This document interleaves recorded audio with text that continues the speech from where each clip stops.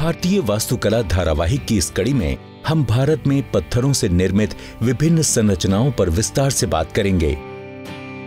हम शुरुआत करेंगे एलोरा की अनोखी गुफाओं से, फिर कोणार्क के सूर्य मंदिर से होते हुए अंत में संगमरमर से बने ताजमहल के वास्तुशिल्प को समझेंगे। तो चलिए हमारे साथ भारत की यात्रा पर, जहां हम समझेंगे पत्थरों की अनोखी शिल्प कला को।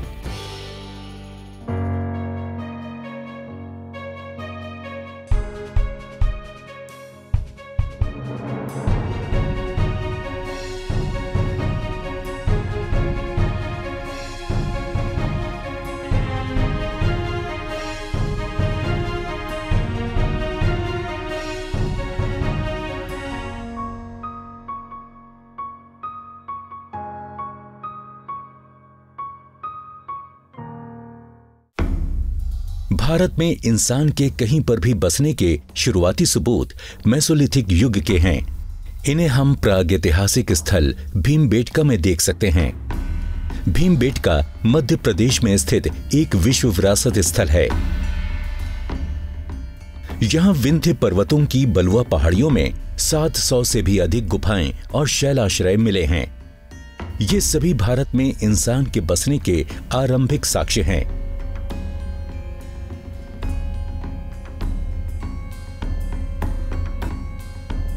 यहां पर प्रागैतिहासिक शैल चित्र भी मिले हैं, जिनमें मानव और जानवरों के चित्रों सहित शिकार करते हुए चित्र मुख्य तौर पर मिले हैं। भीमबेटका में चट्टानों की सतह पर प्यालेनुमा छोटे निशान पाए गए हैं। इन निशानों को विश्व में सबसे प्राचीन माना जाता है। पुरातत्वविदों ने यहां प्रागैतिहासिक संस्कृतियों की विभिन्न कलाकृतियों को खोजा है। इन कलाकृतियों में कुल्हाड़ी से लेकर छुरा तक शामिल है। भीमबेटका की चट्टानी गुफाएं इसीलिए महत्वपूर्ण हैं क्योंकि उनसे हमें कई बातों का पता चलता है। इनसे हमें पता चला कि किस प्रकार मानव ने प्राकृतिक रूप से आश्रय स्थलों का उपयोग किया होगा। उपकरणों और तकनीक के विकास से पत्थरों, शैलों और बाद में ईंटों के उपयोग से मानव ने उन्नत भवनों का निर्माण करना सीखा होगा।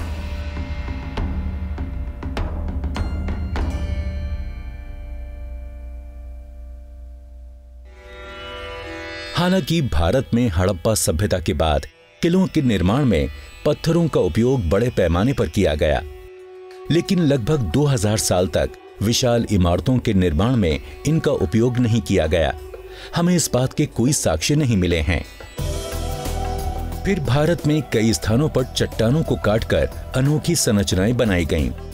इन खूबसूरत स्मारकों का अध्ययन करने पर हम हैरान रह जाते हैं कि उस समय भारतीयों ने अभियांत्रिकी, डिजाइन और योजना कौशल से किस तरह पहाड़ों को काटकर और चट्टानों को तराशकर विशाल मंदिर परिसरों का निर्माण किया होगा।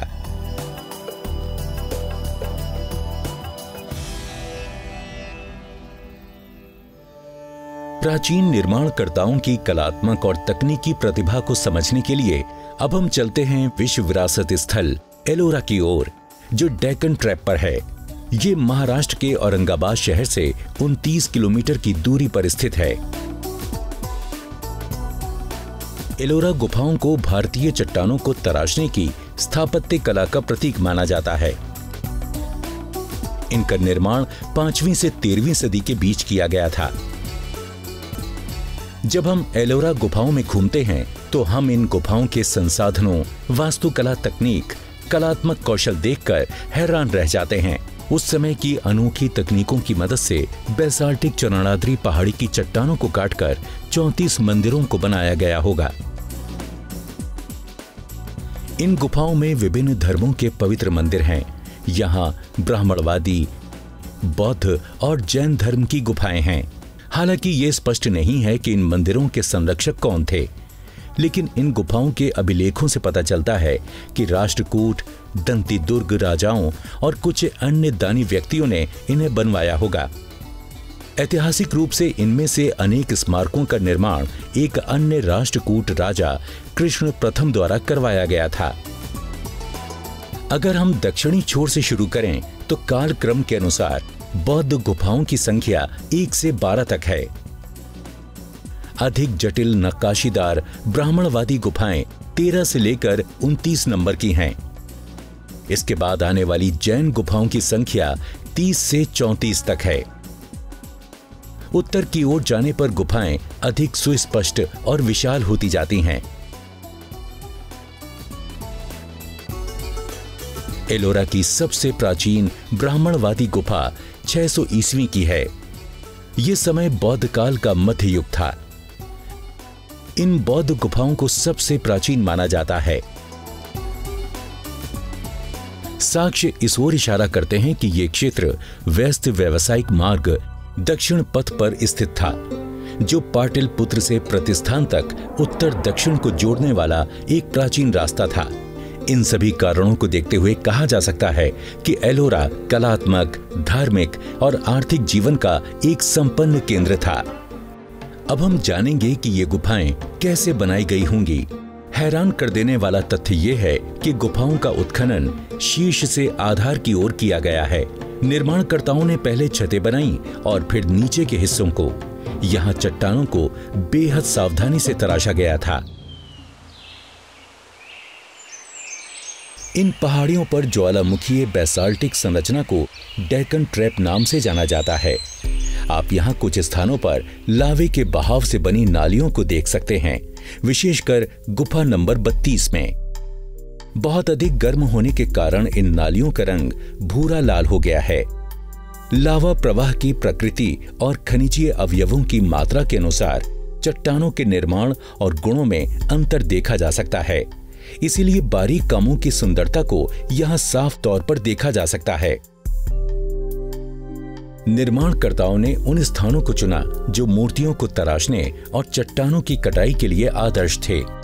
साथ ही प्राचीन निर्माणकर्ताओं ने उत्खनन और चट्टानों को तराशने के दौरान चट्टानों में बने क्षैतिज और ऊर्ध्वाधर जोड़ों का भी पता लगाया।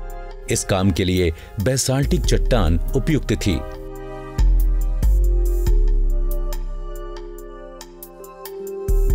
क्योंकि ये चट्टानें प्रारंभिक उत्खनन के दौरान नर्म होती हैं और पर्यावरण का इन पर आसानी से प्रभाव भी नहीं होता है।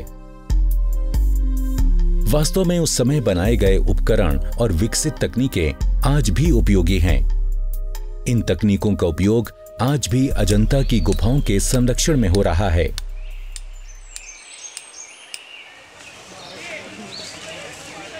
इन छेनियों का आकार अलग अलग है। बड़ी छेनियों का उपयोग पत्थरों के ब्लॉक के लिए किया जाता है, जबकि छोटी और पतली छेनियों का उपयोग मूर्ति तराशने और बारीक काम करने के लिए किया जाता है।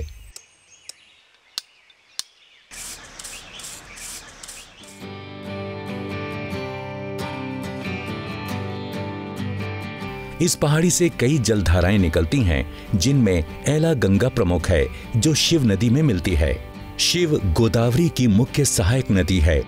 एला गंगा मानसून के दौरान अपने चरम पर होती है। बैराज के ऊपर से बहने वाला पानी गुफा संख्या 29 के पास सीता की नहानी पर एक झरने के रूप में गिरता है। लेकिन जिस समय हम यहाँ आए तो यह स्थान सूखा था। इस इलाके में पानी की उपलब्धता एलोरा के विकास में महत्वपूर्ण साबित होती है। असल में पानी के कारण ही यह क्षेत्र व्यावसायिक मार्ग के महत्वपूर्ण पड़ाव का बिंदु था। प्राचीन निर्माणकर्ताओं ने गुफाओं के दोनों ओर पानी जमा करने के प्रबंध किए थे। इन बड़े टैंकों को बनाने के लिए पत्थरों को खोद कर निकाल दिया गया। यहाँ पर इन्हीं ठोस पत्थरों से नालियों का जाल बनाया गया, ताकि बारिश का पानी इनमें से बहकर टैंक में पहुंच जाए।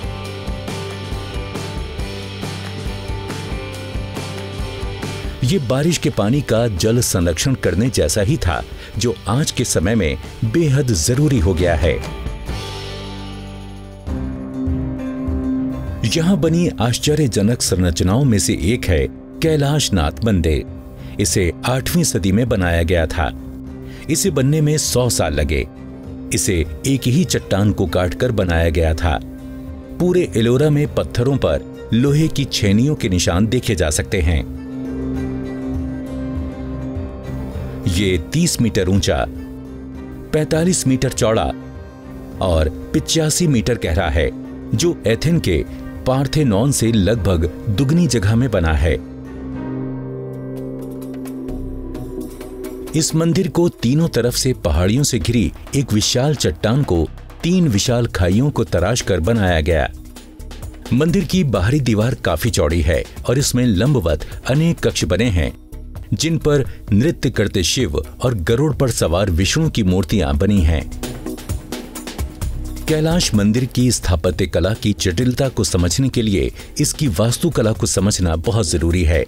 इसके साथ ही शिल्पियों द्वारा बारीकी से किया गया काम भी सराहनीय है। दिलचस्प बात यह है कि यहाँ उपयोग होने वाली वास्तुकला की विशेषताओं और निर्माण की तकनीकों को आज भी हम आधुनिक इमारतों में देख सकते हैं। मंदिर के मुख्य प्रांगण में 16 स्तंभों वाला मंडप या हॉल है।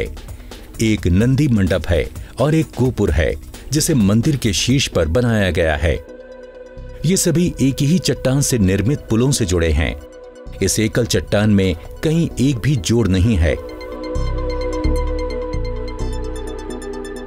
पुल के दोनों ओर स्थित सीढ़ियां मुख्य मंदिर को मंडप से जोड़ती हैं। सीढ़ियों की उत्तरी दीवार पर महाभारत काल की कहानियां उकेरी गई हैं। दक्षिणी दिशा में रामायण के दृश्यों को देखा जा सकता है। बरामदे के दक्षिणी तरफ एक 3 मंजिला गुफा है। इसकी संरचना में बालकनी और सीढ़ियां हैं। ये मूर्तियां जीवन दर्शन को व्यक्त करती हैं और इनमें जीवन की तृष्णा को समझाया गया है।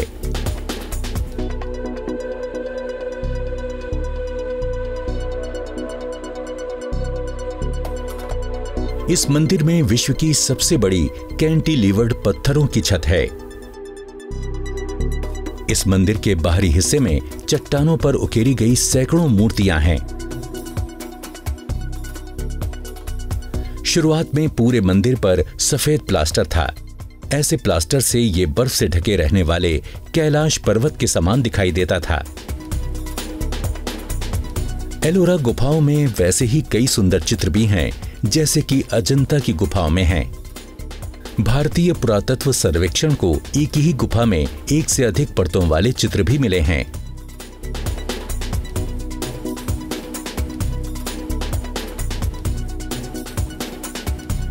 कैलाश मंदिर की योजना, वास्तुकला और निर्माण वास्तव में मानवीय प्रतिभा की महत्वपूर्ण उपलब्धि है।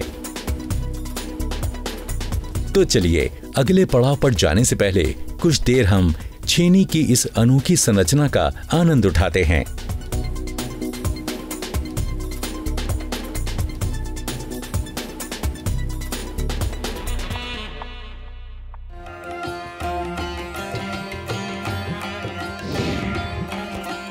अब हम ओडिशा के सूर्य मंदिर की ओर चलते हैं।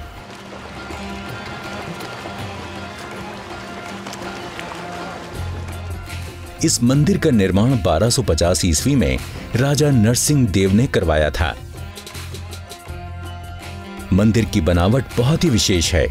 पूरे मंदिर को सूर्य भगवान के रथ के रूप में निर्मित किया गया है, जिसमें 24 पहिए हैं। प्रत्येक पहिए का व्यास 10 फीट है। इन पहियों की तीलियों पर विस्तृत नक्काशी की गई है।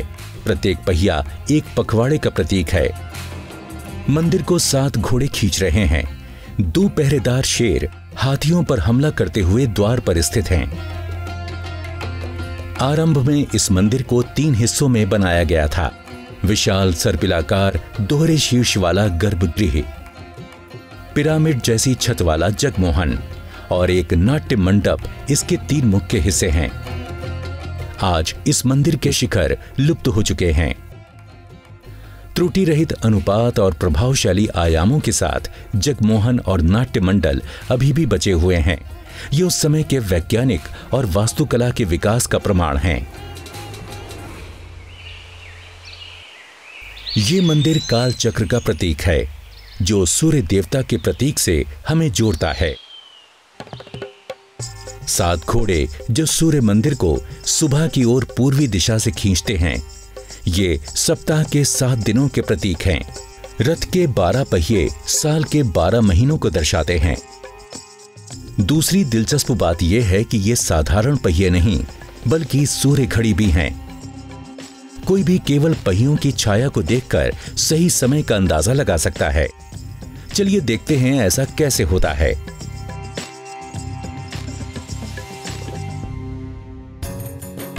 प्रत्येक पहिए में 8 तीलियां हैं, जिनमें 24 घंटों को 8 बराबर भागों में बांटा गया है, जिसके अनुसार 2 तीलियों के बीच का अंतराल 3 घंटे का है।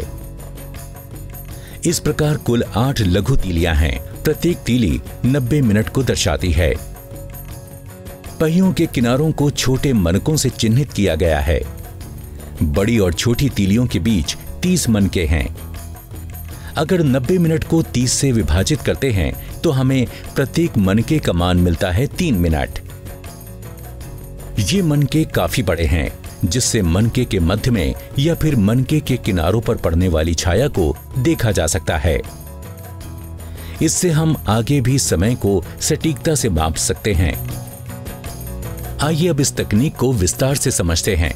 क्या होता होगा जब सूर्य दीवार के इस तरफ नहीं चमकता है, तो इससे हमें दोपहर में समय कैसे पता चलेगा? इसके लिए हम दूसरी ओर चलते हैं, जहां दूसरी सूर्य घड़ी है।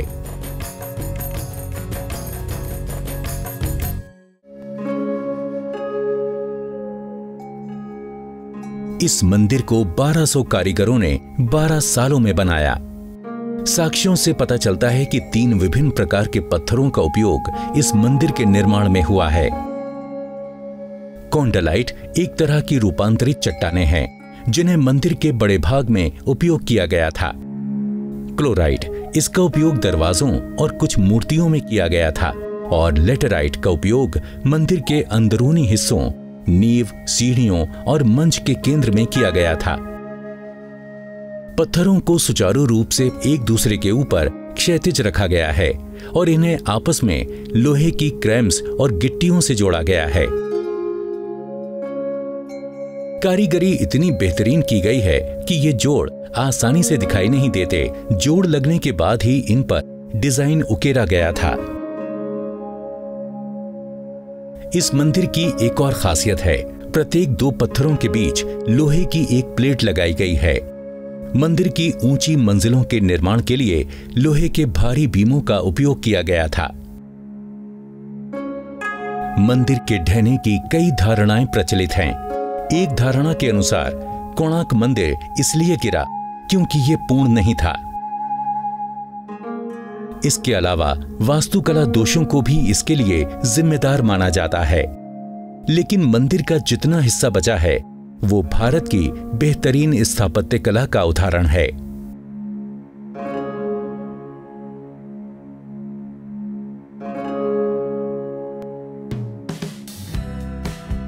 हमारे अगले पड़ाव की ओर जाने से पहले हम जल्दी से भारत में पत्थरों की संरचनाओं पर एक नजर डालते हैं। गोवा के कई प्रतिष्ठित चर्चों को लेटेराइट पत्थर से बनाया गया है। कोलकाता का विक्टोरियल मेमोरियल मार्बल से बना है। कुतुब परिसर की कुव्वतुल इस्लाम मस्जिद बलुआ पत्थरों से बनी है। मुगल स्मारकों में शामिल लाल किला और फतेहपुर सीकरी को गुलाबी बलुआ पत्थरों से बनाया गया था। जयपुर का हवा महल भी बलुआ पत्थर से बनाया गया था, लेकिन इन सभी के निर्माण की तकनीकें अलग अलग थीं।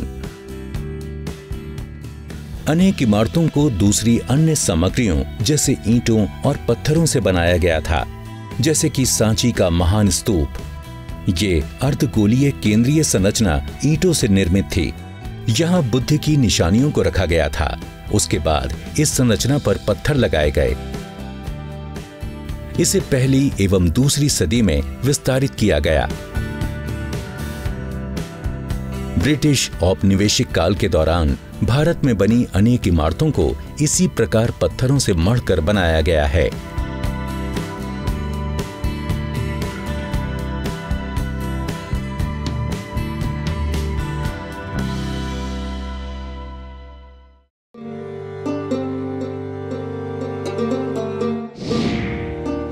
भारत में पत्थरों से बने स्मारकों की बात ताजमहल के बिना पूरी नहीं हो सकती।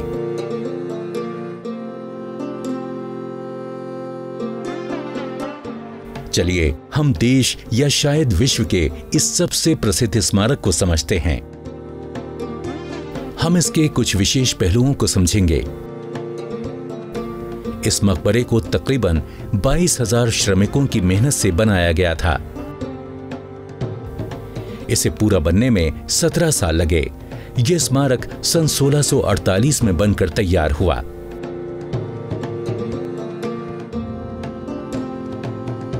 ये बात ध्यान रखने की है कि मुगल काल की अधिकतर इमारतों के निर्माण में बाहरी स्तर पर लाल पत्थरों का उपयोग किया गया। इनका स्थापत्य सैन्य इमारतों और किलों की भांति था, लेकिन सफेद संगमरमर का उपयोग आंतरिक स्थलों जैसे पवित्र व्यक्तियों के मकबरों आदि में किया गया। हालांकि ताजमहल की पूरी संरचना ही सफेद संगमरमर से बनाई गई। ताजमहल परिसर की अन्य इमारतों को लाल बलुआ पत्थरों से बनाया गया था। इसमें आंतरिक निर्माण कार्य में ईंटों का प्रयोग किया गया। इन ईंटों को यहीं स्थानीय स्तर पर तैयार किया गया था। चमक दमक के काम के लिए उपयोगी पत्थरों को राजस्थान की मकराना खदान से लाया गया था। इसके अलावा आकर्षक सौंदर्य के लिए दुनिया भर से पत्थरों को लाया गया था। जैस्पर को पंजाब से लाया गया। जेड और स्फटिक या क्रिस्टल को चीन से मंगाया गया था। फिरोजा को तिब्बत से और लेपिस लजूली को अफगानिस्तान से लाया गया था। नीलम पत्थर को श्रीलंका से और इंद्रगोप या कार्नेलिया को अरब से लाया गया था। कुल मिलाकर 28 प्रकार के कीमती पत्थरों से संगमरमर के सौंदर्य में और वृद्धि की गई। विभिन्न प्रकार के लाल बलुआ पत्थरों को धौलपुर की सीकरी की खदानों से लाया गया था। ऐसा माना जाता है कि ताजमहल के निर्माण के लिए तकरीबन 1000 हाथियों को निर्माण सामग्री ढोने के काम में लगाया गया था। ये देखने के लिए कि ताजमहल में जड़ाई का काम कैसे किया गया होगा, अब हम दिल्ली का रुख करते हैं, जहां हमारा अगला पड़ाव है गुरुद्वारा बंगला साहिब, जो दिल्ली में सिखों का एक प्रसिद्ध पूजा स्थल है। ये स्थान जड़ाई कार्य का सुंदर उदाहरण है। हमें ये जानकर आश्चर्य हुआ कि यहाँ नए दरवाजे बना रहे कारीगर वैसा ही जड़ाई का कार्य कर रहे हैं। विचित्र बात यह है कि अभी तक तकनीक में बदलाव नहीं आया है। आज भी सारा काम हाथों से ही किया जा रहा है। लंबी और विस्तृत चलने वाली इस प्रक्रिया के लिए बेहद कलात्मकता, धैर्य और सटीकता की आवश्यकता होती है। इसलिए केवल कुशल और इस काम में महारत हासिल कर चुके कारीगर ही बेहतरीन काम कर पाते हैं।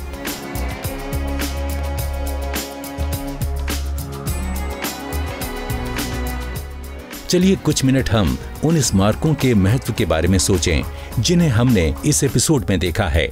आमतौर पर कलाकारों, कारीगरों, राजमिस्त्रियों और वास्तुकारों को भुला दिया जाता है, लेकिन यही वो शिल्पकार हैं जिन्होंने अपने कौशल, ज्ञान और तकनीक से ऐसी संरचनाओं का निर्माण किया जो आज तक हमें आकर्षित और आनंदित करती हैं।